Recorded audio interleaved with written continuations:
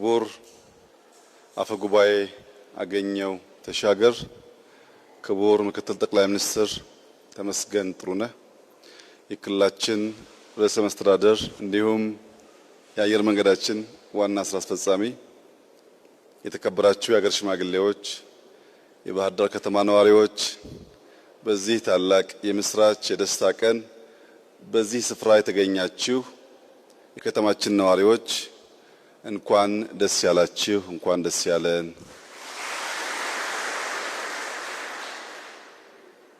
ባህር ዳር ታሪክ ከተፈጥሮ ሁለቱም ሳይሰስቱ ውበት ያበዙላት፣ ታሪክ ያጠገቧት፣ ለኛ ለኢትዮጵያውያን ከኛም አልፎ ለአፍሪካውያን የልማት የብልጽግና የለውጥ የእድገት ምሳሌ መሆን የምትችል ከተማ ነች። እቺ ከተማ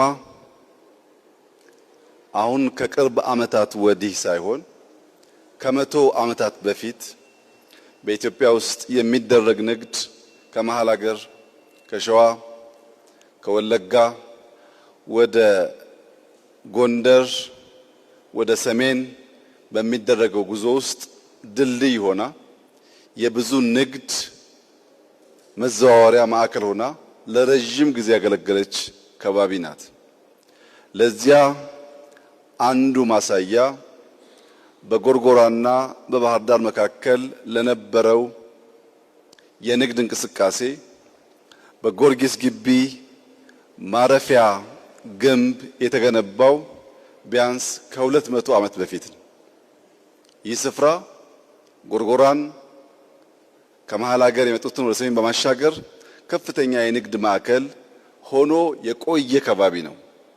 በዚያ ታሪኩ ልክ ንግድ ተስፋፍቶ ሀገር ተለውጦ ለከተማውም ከከተማውም ባሻገር ልማት ሊያመጣ የሚችልበት ሁኔታ በቀጣይነት ባለመሰራቱ ባህር ዳርን ማየት በሚገባን ልክ ሳናይ የቆየን ቢሆንም አሁን ታሪካችንን መለስ ብለን በመቃኘት መልካም ጅማሮ እንዳለ በእርግጠኝነት መናገር ይቻላል።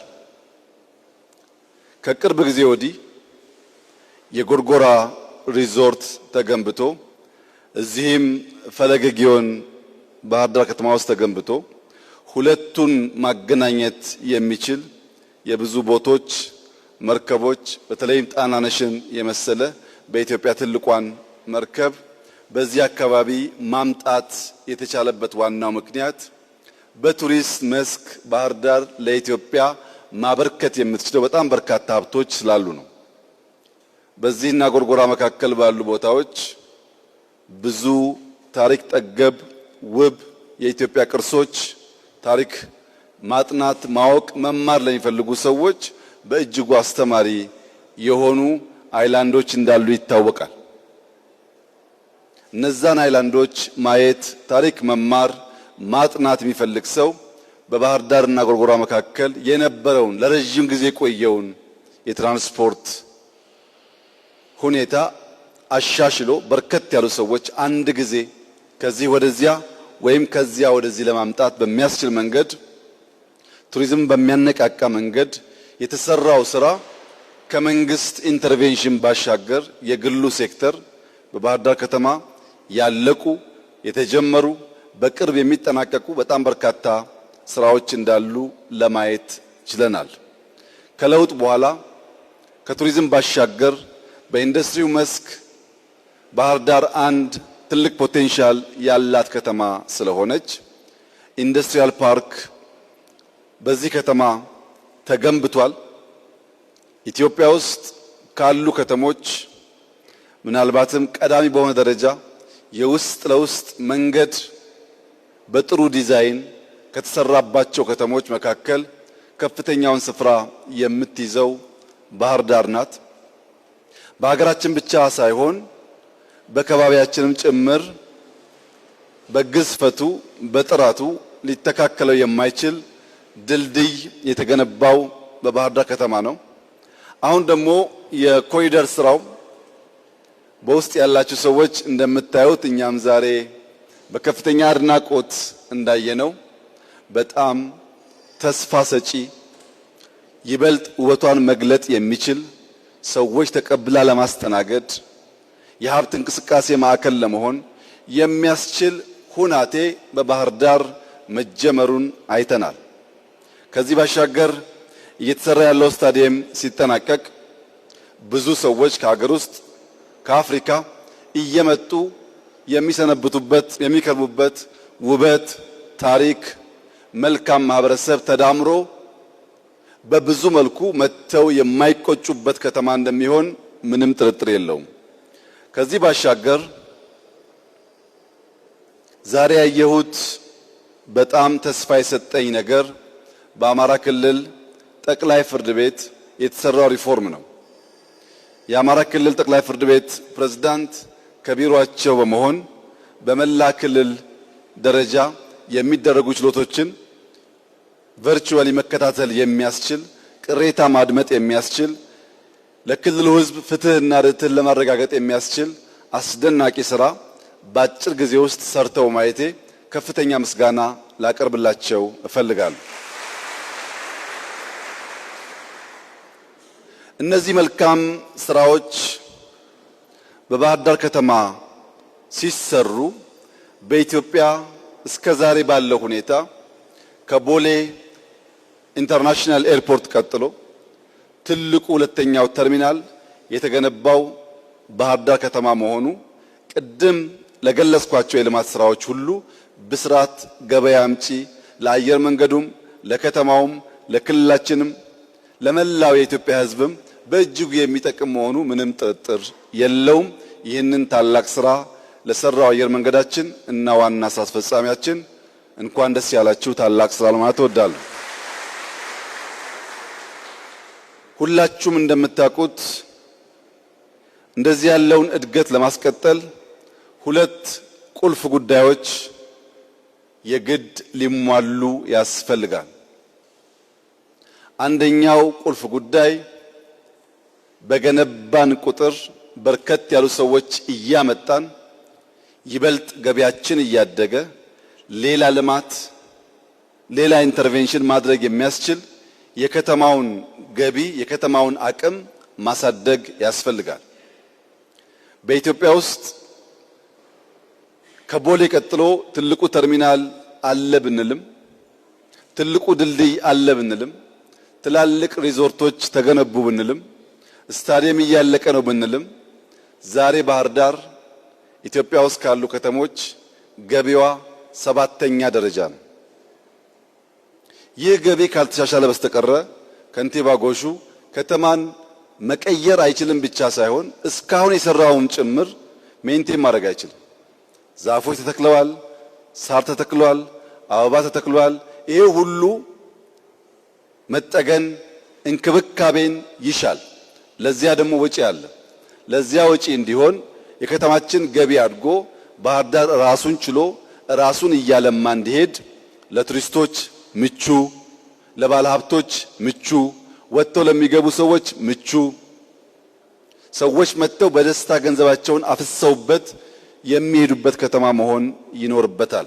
ያ እንዲሆን መላው የከተማችን ነዋሪዎች፣ የክልላችን መንግስት ከከንቲባችን ጋር በመረባረብ ባህር ዳር የሚገባትን የገቢ ልክ ማመንጨት እንድትችል ተጨማሪ ስራ ያስፈልጋል። ሁለተኛው ቁልፍ ጉዳይ ሰላም ነው። ባህር ዳር ረዘም ያለ ጊዜ የቆያችሁ ሰዎች እንደምታውቁት ተስፋ ማደርገው አንድ ታሪክ አለ። እዚህ ከተማ ውስጥ አቶ አህመድ ወሎ የሚባሉ ወይም አባ ኑሩ የሚባሉ ዘይት ነጋዴ ነበሩ። የዘይት ንግዱ ስም ቅቤ ለምኔ ይባል ነበር። እኚህ ሰው የዘይት ነጋዴ ከመሆናቸው ባሻገር አንድ የሚታወቁበት ባህሪ ያላቸው ከሳቸው አነስ ያለ ገቢ ያላቸውን ሰዎች ስራ እየፈጠሩ ያግዙ ነበር። ዘይት እየሰጡ እነዚያ እየቸረቸሩ ገንዘብ እንዲያመጡ ሕይወታቸው እንዲሻሻል ይደግፉ ነበር። በደግነታቸው የሚታወቁ ሰው ናቸው። እኚህ ሰው ከሚያግዟቸው ሰዎች መካከል አንዲት እናት ነበሩበት። እኚህ እናት ሁል ጊዜ ሄደው ዘይት ይወስዳሉ። ሸጠው መጥተው ገንዘቡን ከፍለው ዘይት ይወስዳሉ። ሁሌ ሲመጡ ግን ያለቅሳሉ። እያለቀሱ ዘይት ከአቶ አህመድ ወሎ ወይም ከአባ ኑሩ እየተቀበሉ ይቸረችራሉ። እና አባ ኑሩ ለምንድነው በመጡ ቁጥር የሚያለቅሱት የሚያዝኑት ብለው ይጠይቃሉ። እና ያኚህ እናት ሁለት ልጆች አሉኝ፣ አንደኛው ልጅ ከርሶ በብድር ወስደውን ዘይት በትጋት ሽጦ ገንዘቡን ያመጣልኛል፣ አንደኛው ልጅ ጊዜ ጠብቆ አድብቶ አድፍጦ ያን ገንዘብ ሰርቆ ያባክንብኛል። አንደኛው ልጅ ያግዘኛል፣ አንደኛው ልጅ ያዳክመኛል። በዚህ ምክንያት ውስጤ ሐዘን ገብቶ ነው በየጊዜው የማዝነው የማለቅሰው ብለው ሴትየዋ ሲመልሱ አቶ አህመድ ወሎ አንድ ግጥም ገጠሙ ይባላል። ቀኙ የሰራውን ግራ ያፈረሰው ሁሉም ጦማዳሪ ሆነ ያገሬ ሰው፣ አልቅሶ ከመኖር እድሜ ዘመኑን አይቆነጥጥም ወይ ቀኙ ግራውን አሉት ይባላል።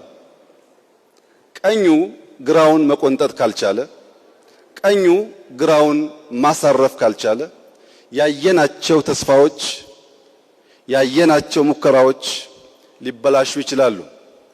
ጊዜ አይለፍብን፣ ዘመን አይለፍብን። እድል ስናገኝ እንጠቀምበት። እድል ስናገኝ ልማት እንስራበት።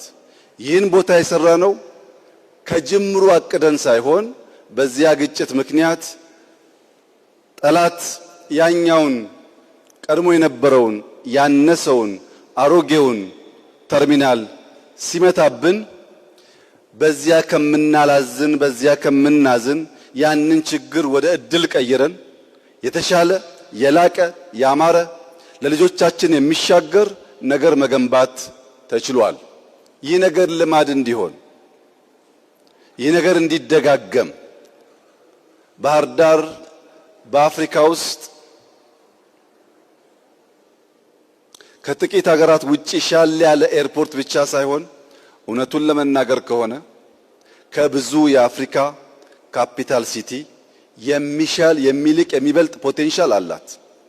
ይህ ፖቴንሻል በእኛ ትጋት፣ በእኛ ጥረት፣ በእኛ ልፋት፣ በእኛ ስራ ልቆ ሊታይ የሚችል ስለሆነ መላው የከተማችን ነዋሪዎች ሰላም ውድ ስጦታ፣ ጊዜ ትልቅ ሀብት፣ ስራ ትልቅ ጸጋ፣ ትብብር በጋራ መቆምና መልፋት ከምን ጊዜም በላይ የሚያስፈልግበት ዘመን መሆኑን መገንዘብ ያስፈልጋል።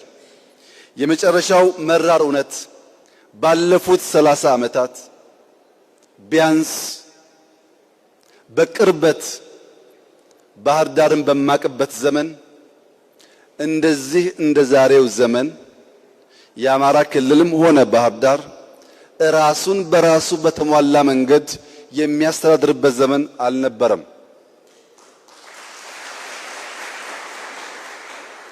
ፕሬዝዳንታችን ከነሙሉ ክብራቸውና ሕግ ሰጣቸው ስልጣን ጋር ያሻቸውን መወሰን የሚችሉ የታመኑ፣ የተወደዱ፣ የተከበሩ፣ የሚሰሩ፣ የሚያሰሩ ፕሬዝዳንት ናቸው።